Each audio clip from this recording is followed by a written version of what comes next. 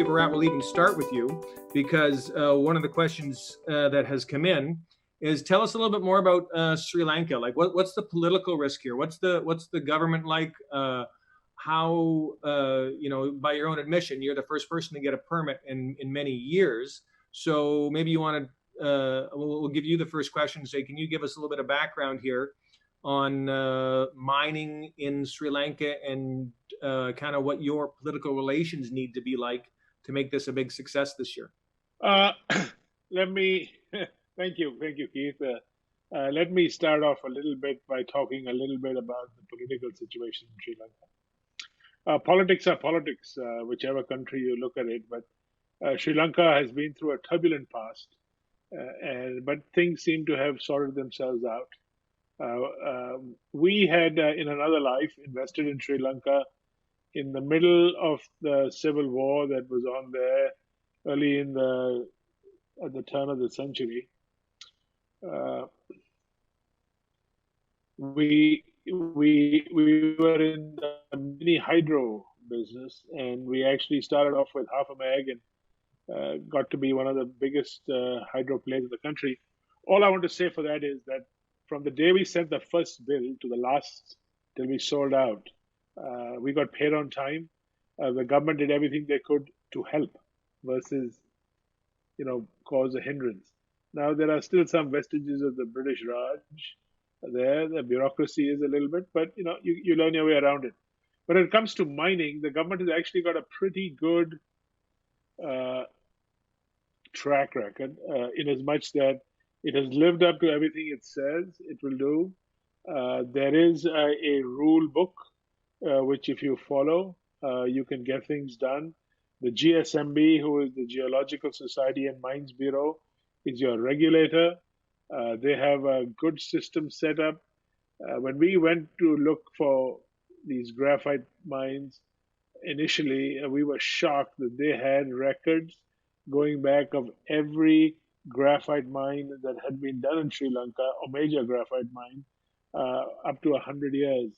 And keeping in mind that most of these were in the overburden, it was a tough thing to do, but they had done it. They have helped us as much as they can. The reason some of the requirements are tough, fair enough, I will admit.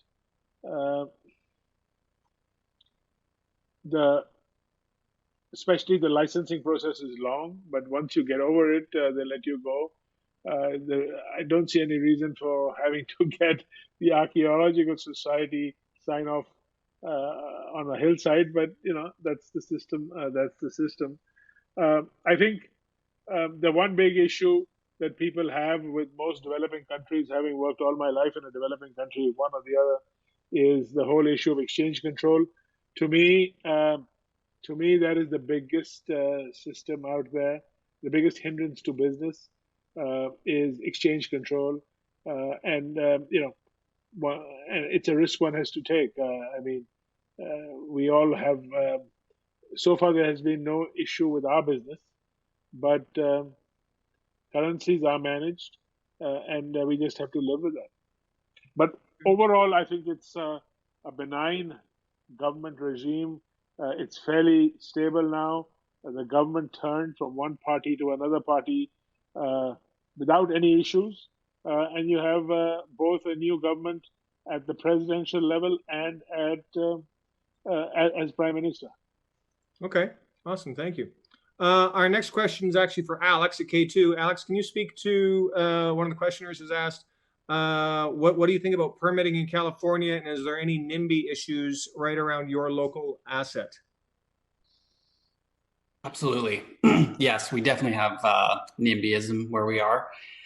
California is not just perceived as a challenging jurisdiction, it's actually the case. And a lot of that has to do with just the environmental groups that are based out of California. So for us, we have certain groups that we're right in their backyard. So we're easy targets. But how we protect ourselves against issues in terms of permitting is we've got some of the best in the business who are our advisors, our legal team. and making sure that we know the line between what is legal and what is sort of what the Bureau of Land Management is going to look at and scrutinize and be under the radar, under the microscope. So we just make sure that we are equipped and we understand the rules better than the opposition. And so it stops us from making any mistakes. So really it's about minimizing our mistakes so we don't have to go back. Every time you go to the BLM, they have 30 days to respond, making sure that you don't have, 5 back and forths and you're already 6 months deep. So. Okay. All right. I'm just going through all these. Another question for me: Does my portfolio own all these stocks? Yes, I do. I own every single one. A question for John and Tim. It says this property here. Now you did kind of answer this, but it gives you a chance to kind of repeat yourself here. What is this property showing you that makes you want to drill it, and what info are you using to determine the drill sites? So you did kind of get into that a little bit, and then how large is the property? So maybe you guys want to just give a quick synopsis there, please. Yeah, good question. I forgot to say that. The on-strike target, which was primarily identified with the geology map and also with that airborne drone magnetometer map, that target's about 2 kilometers in length. And I selected that based on kind of a Bayesian ranking system. It's kind of a simplified way of ranking all the geological, geochemical, and geophysical characteristics of the targets, and then just ranking them 1, 2, 3, 4. And that's how we did it. So it's something that's very underexplored. I have to admit, I was quite surprised at that. No drill holes in it that I could ever see. That surprised me. So just to repeat, my understanding is, so there's 2 trends there. One is the carbonates that Trillium has, and the other one is the extension of the Mount Jamie mine. Those are the 2 trends that you're chasing with these first 6 drills. Yes, thank you for clarifying that. The non-geologist speaks better. Anyway, yeah, and we're targeting both of those. That's right. Thank you. And did you want to just maybe touch on the idea that, a lot of the bigger deposits that nowadays we're used to hearing all about the super deep high grade, but a lot of that stuff is found at surface. You want to maybe give us a little bit of background from your experience about that? Well, in 1930, the first mine was found on the surface, the Howie mine, and that's why everything was staked. But it was 1948 when the Red Lake and the Campbell mines were discovered. They were discovered on surface. But again, go fast forward to 1998, the high-grade zone that we found was a mile deep. So everyone thinks, well, Red Lake's got to be deep. Well, that's not true now. You look at some more recent discoveries, Great Bear being probably the most well-known. That's a surface discovery as well.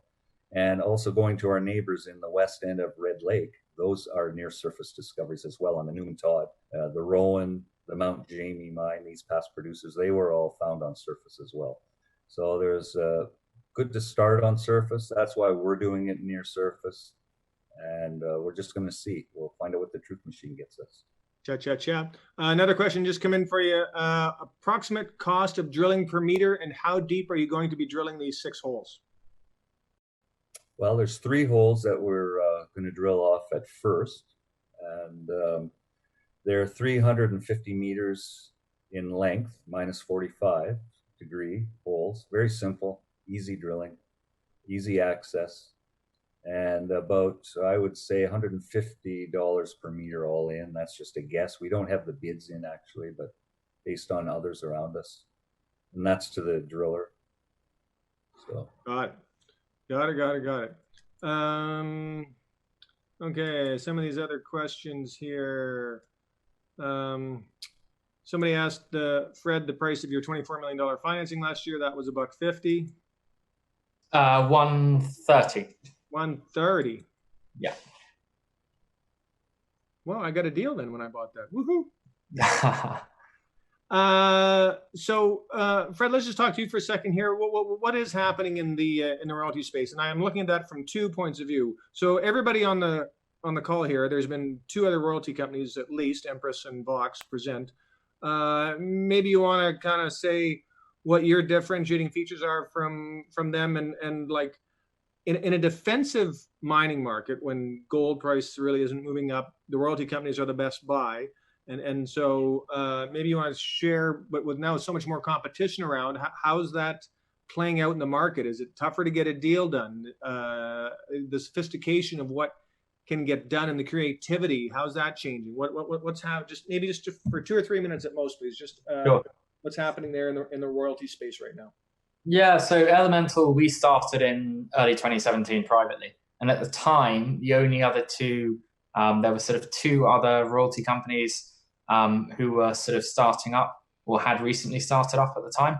And I think, as you say, if you look fast forward to today, someone sent me a list of the sort of your peers yesterday, and there's probably 10 or 15 royalty companies. Now, 1 or 2 of those are sort of prospect generators that I think are sort of they're not in the market of buying royalties. They're sort of in the market of creating them through prospect generation. But most of the others are looking to do acquire royalties, build out a portfolio. I think the key difference with us is that we've been doing it before we listed. I mean, if you look at our history, it's to anyone who doesn't know us, you look at our history and we've existed for less than 6 months, but we've actually been doing this since 2017. And the deal we did with South 32, we first spoke to them probably 2.5 years ago as a private company.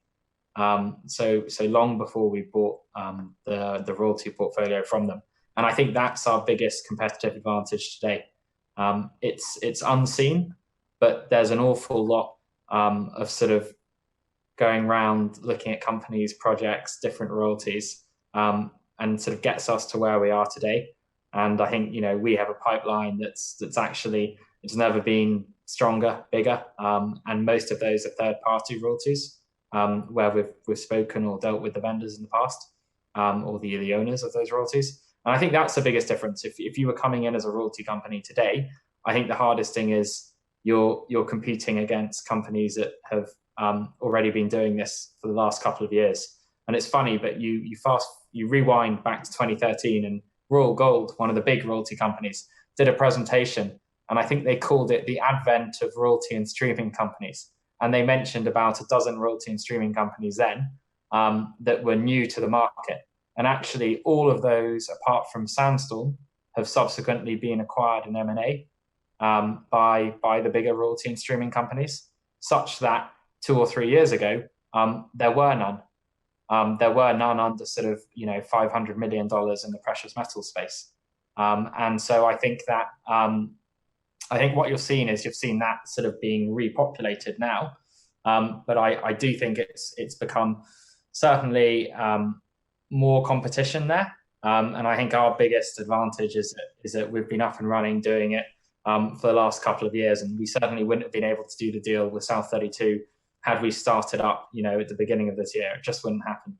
I think it was a track record. I think the fact that, they had known us, met us in the past before COVID, because it's a funny aside, but, we listed in July and we did the marketing sort of over the summer. I still haven't been to Canada since we listed. The board haven't sat in the same room together since we listed. So it will be a nice change, hopefully at some point in 2021, when we can all meet up in person again. But I think that's, in answer to your question, I think that's the sort of differentiator for us, and in terms of the royalty space. Okay, thank you. Brian, question for you. So Hemlo was found on hole 72. Has technology improved so much that you think that that's going to be a little easier this time, or what? Like, you've got enough money in the till for this first round and some deep holes. This. Tell us a little bit about kind of how you're going to go about your exploration compared to what they were doing 30 years ago. There's a lot of difference, Keith, in that there's already been 150 holes drilled in the North Limb. What they didn't do in the past was they never went deep enough. The other issue with the North Limb is it's been had some pretty fragmented ownership. It's really this year that we brought almost all of the North Limb together with the acquisition from 03. And that was really a change point for the company. It's the day, in that couple of weeks during that, we consolidated our stock, we renamed the company, and really launched a new company, and hired all of our new geological staff. So we've spent a minimum of 4 months just doing kind of groundwork. We've done a lot of soil sampling. We've done we've done some geophysics, and really put a lot of thought into how we're going to do this. But we had a benefit of a lot of holes before us. So I do not believe this will take 72 previous holes to make this work. Okay, thank you. Brad, I want to come back to you for a second. So, you've got an asset here that's so one's in production and one's on the way to being production, and so one thing we didn't really chat about in your presentation was that it only takes you did say 2.5 years, but and $2.5 million to get into production on one of these things. So and we're talking about from first drill hole to production. We're not talking about CapEx and things like that. That you guys can be in production incredibly cheaply and incredibly quickly. So I'd be curious to have two things for you. Is one, what kind of payback do you have on these mines at current prices? And B, maybe talk a little bit about you don't get to just, like I say, sell your product to COMEX. You have to go find a customer. What's the sales cycle like to finding a customer for graphite? Is the demand from these EV companies so great that you can just phone up Tesla and they say, yeah, ship it over, or let's go? Or how does that work? Maybe you want to talk a little bit about that. Let me answer the easier question first. Our production, we start off on empty ground, and you're absolutely right. We put in some holes. Some properties have been drilled before, like M1 was drilled by a company called Bora Bora out of Australia. They did 65 holes there. So we used a lot of their data. Plus, on site there was an 18-inch vein, which when I washed and cleaned up, it became 10 feet across. So these things are fortuitous, they help you, but it takes us about 2.5 years, 2.5 years, because if you remember one of my points, and I'm not sure if I made it well enough, was that we want to focus in areas where there was previous drilling. So when we do that, we typically find some previous adit or shaft or something, or remains of one. So when we explore around that is where we try to go underground from. And in both our mines so far, we've been lucky that when we've gone down on these shafts, we've hit the bottom and been able to find where previous workings were done.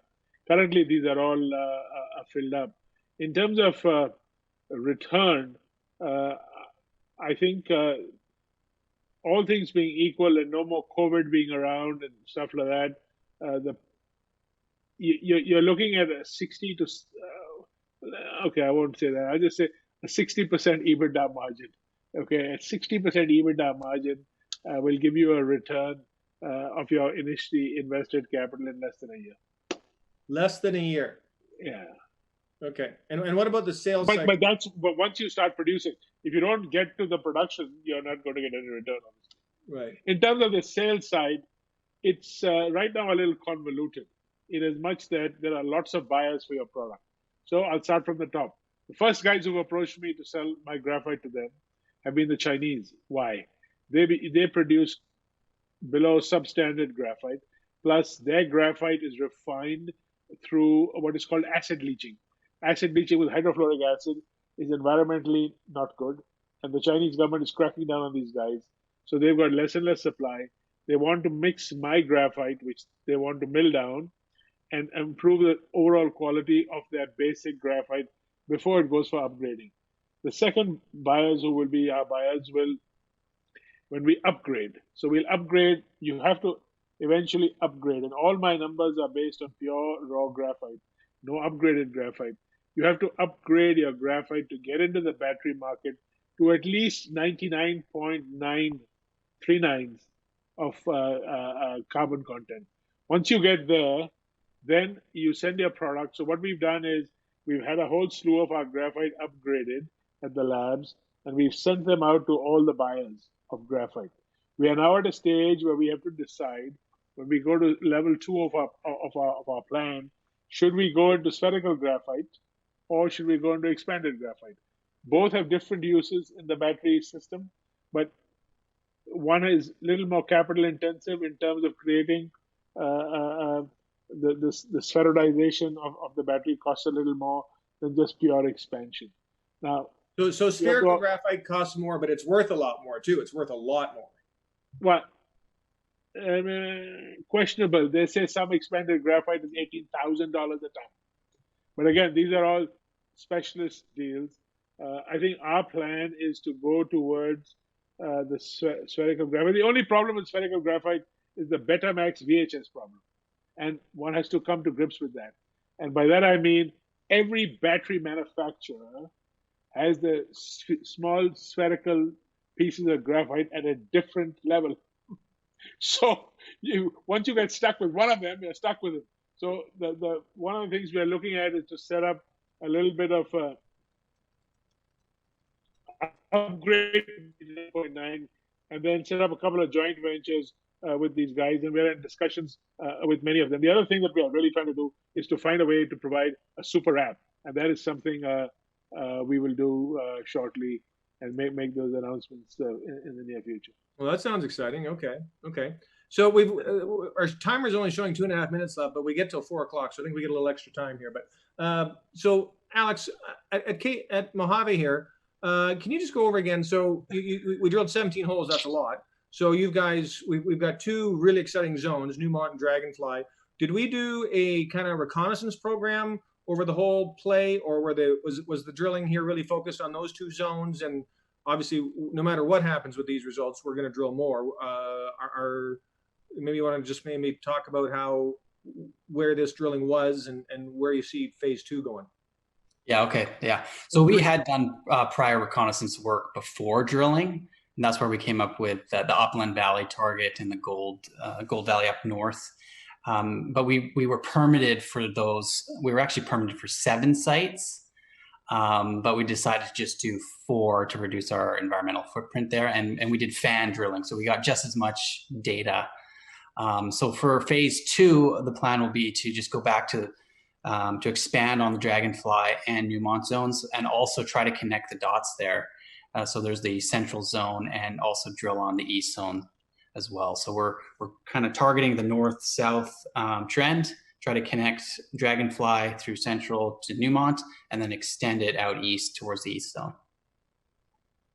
But certainly at the grades we're seeing here, 1 to 4 grams, we don't need a lot bigger aerial space. If everything works the way we're kind of hoping, we've got lots of aerial space here to get a big asset. The more information we have, we'll get a better sense of the width, the depth, the average grade, and really trying to string it together. So make sure that it hangs together in one, sort of pit. Okay. So we are kind of getting close to the end of our time here, and I just wanted to see if there's when I look at all the CEOs here in front of me, is there anything here that we haven't touched on in any of your companies that you'd like to talk about here? You can just kind of raise your hand and I'll acknowledge you. I think we have covered most of it, but if there was anything here, any clarification or expansion on any of your topics that you think would be germane to the investors on the line here, here's your quick chance to speak now. Bharat, go ahead. Yeah, I think the one point that I didn't spend enough time talking about is we are currently just producing natural graphite. But the name of the game here is to move into refined graphite. And initially, we are going to only produce natural graphite because we have no debt. And we have kept that as a policy. And we're only going to use our own equity generating mechanism to continue our growth. But I think once we decide that we're going to go into, say, spheroidization, we're definitely going to go to the market as fast as we can, raise some debt also, so that we can actually build a plant of world-class standard in a proper geographical location. It may be Sri Lanka, maybe Timbuktu, but to be closer to where our end users are, so that we can get this done. I just wanted to say that we're only talking right now as a natural graphite producer. The real gravy will come and the ice cream when we get into the value-added product. So I've heard you say that you could put a processing center close to one of these mega factories that could be in the Western world, doesn't need to be in Ceylon, Sri Lanka. No, it doesn't need to be. It all depends on the economics. Right. Okay. We will have some value add in Sri Lanka. That's a must. But Sure. My view is most probably that we will have a spheronization plant or something like that. Definitely either in Japan or wherever the best mega factory is. Got it. Okay, everybody. Brian, go ahead. You're muted. I just want to reiterate how exciting this area is going to be.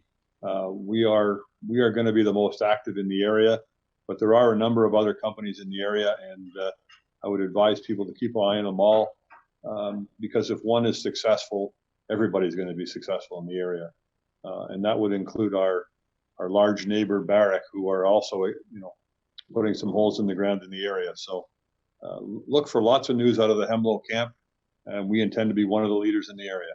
Thank you. Awesome.